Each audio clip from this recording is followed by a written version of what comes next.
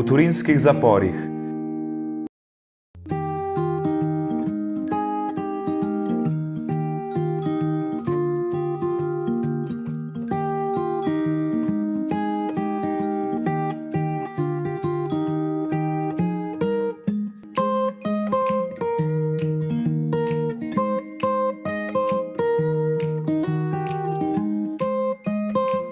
Moj duhovni voditelj Jožef Kafaso me je povabil s seboj v zapore.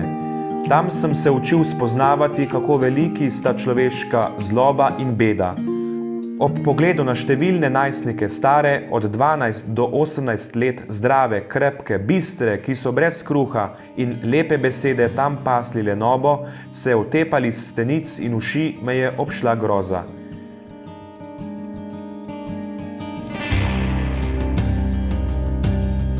Ta nesrečna mladež je bila madež za domovino, sramota za družine. Bili so brez vsega, celo brez lastnega dostojanstva.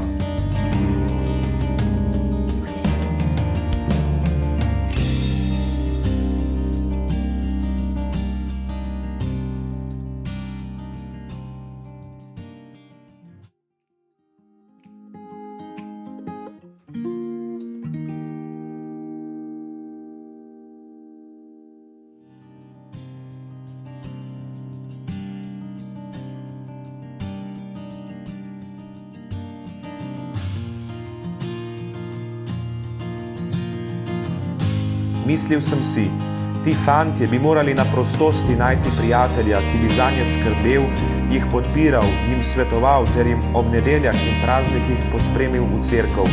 Morda se potem ne bi vrnili na stare tirnice ali bi se to zgodilo le nekaterim.